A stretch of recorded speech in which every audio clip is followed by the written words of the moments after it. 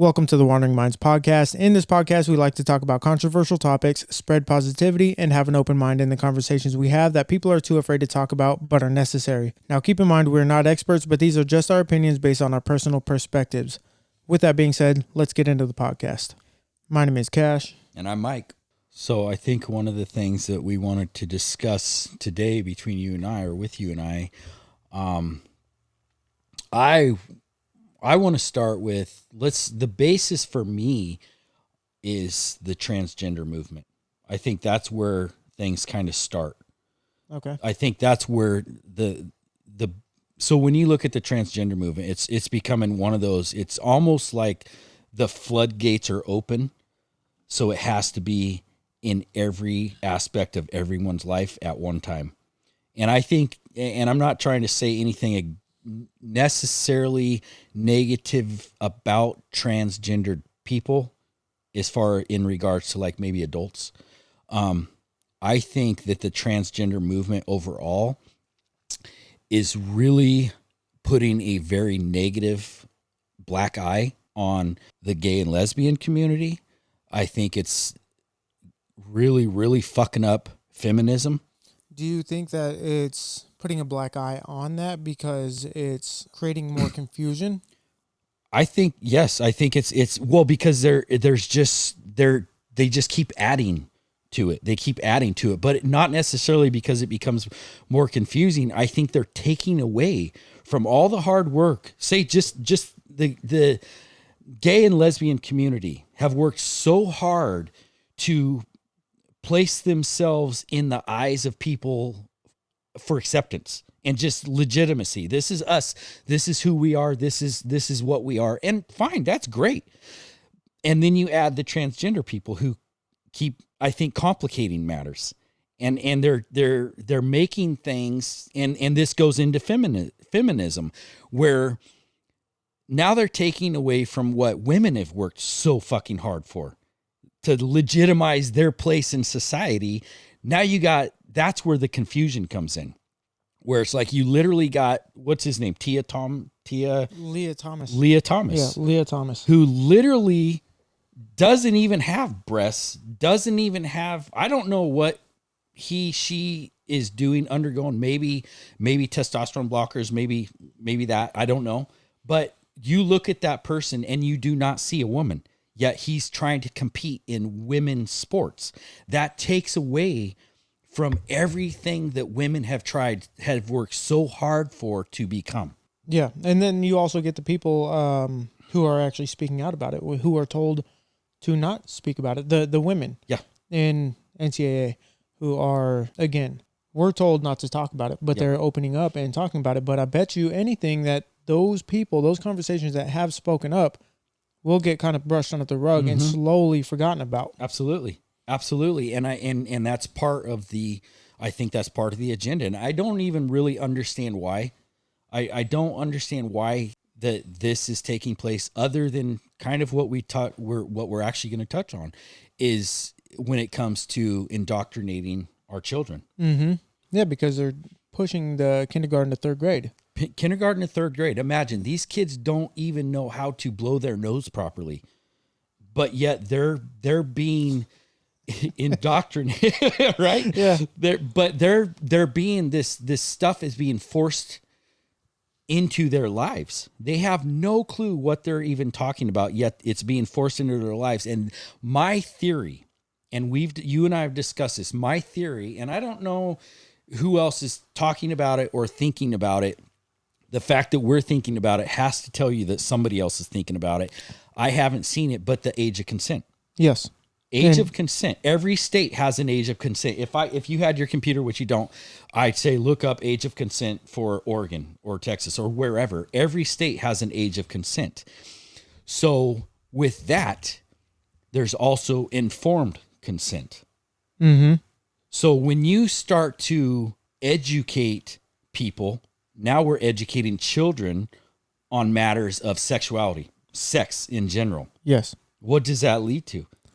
Them, quote unquote, being educated about the matter, so therefore they can give an educated consensual. Informed consent. Yeah, right? informed, yes, correct. Yeah. And informed consent on that matter.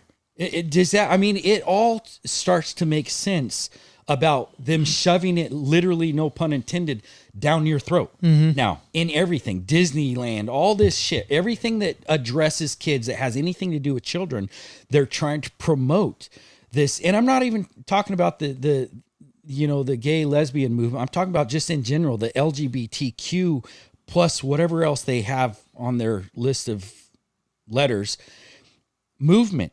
The transgender movement. Why are they shoving this shit down your throat if it's not to groom children for pedophiles? And that's bottom line. That's kind of what it seems like. If they have an informed decision, uneducated, so then that's a quote, educated idea of what sex is now people are going to look at it like they're informed. Yes. And then they won't be able to, because they are educated on the matter. They cannot, whoever is, going through the pedophilia actions, the grooming actions, essentially, then they cannot be charged. They can't be charged. So that would exclude everybody on that list on the Ghislaine trial. Yep. The Maxwell Ghislaine. There was a laundry list of celebrities and, politicians, high-powered people, that just got overlooked. Yeah. Now, in that whole aspect of it, it's like they cannot be charged because they gave consent and they know about the subject. Yeah, which completely gets away. It takes away from the age of consent, like what we started with, because now they can reduce it all the way down to fucking kindergarten if they wanted to. I mean that this is all theory. This is just you and I talking about theory. But when you look at the timeline, when you look at how they're just kind of rushing all of this whole movement, this whole transgender gay movement, because they never did this, 5 years ago. It was not a thing. It was not like it is now. It was a topic. It was a topic. Things that it was transitioning. Yes. Well, gay rights, the whole gay rights movement. Fine. That's a beautiful thing. I'm not going to judge you for loving a person, but when you include children in this shit, when you start talking about sexuality with children who know nothing about life in general, that right there is, you should be investigated. You should seriously be investigated. That is disgusting. Yeah. It shouldn't even be a thought in anybody's mind. No. Why for teachers? I'm sure that there's teachers out there that want nothing to do with it. Yeah. And I hope they stand up. Yeah. Because they have to. They have to. Yeah. You would think. Yeah. Well, and then the problem is, and that's why we're here right now, because people have to start fucking talking about this. Yes. It's a topic that needs to be brought up that will more than likely mainstream media or whoever will try to suppress the topic once it becomes. Yeah. Well, and it makes you worry about where really is our future going with this shit?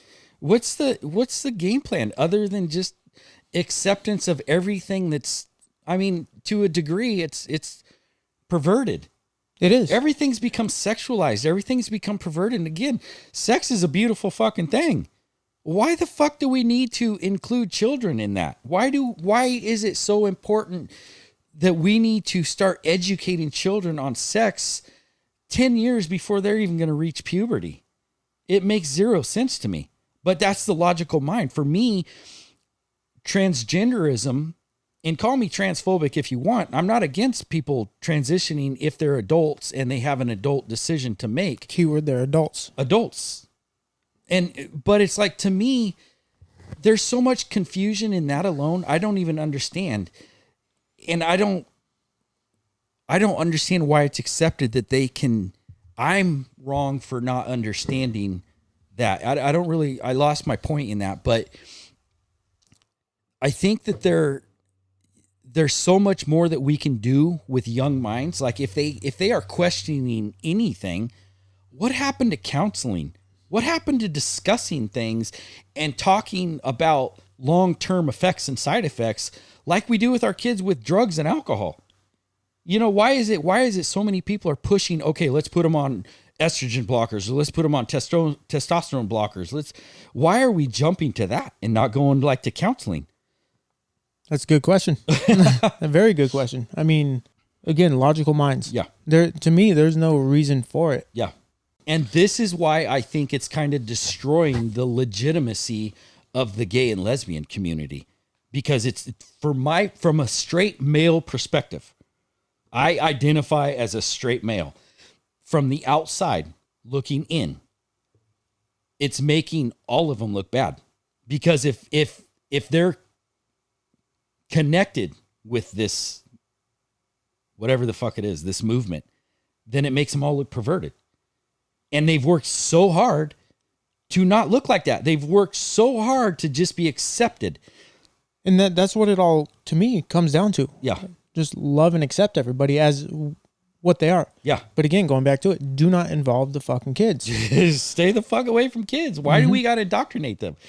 And that's because if children are accepting of that, then the whole generation be in front of us that are going to become, it's going to be, what the fuck are we looking at? Seriously, where's this rabbit hole going? Again, going back to what we talked about, it's got to be something to do with, again, theory, that it's going to give them an education on the matter, so that way they can give consent. Yeah. And then that leads down to, they give consent, you cannot be charged. Yeah. I feel like that's bottom line. I feel like that's their game plan. That's their game plan. That's their game plan, and this is where we're going to end the podcast. If you have anything you want to add, comment, questions, concerns, anything like that, feel free to leave them below, or you can email us at contactwanderingminds@gmail.com. That's contactwanderingminds@gmail.com. Appreciate you guys listening. Hope you have a good day.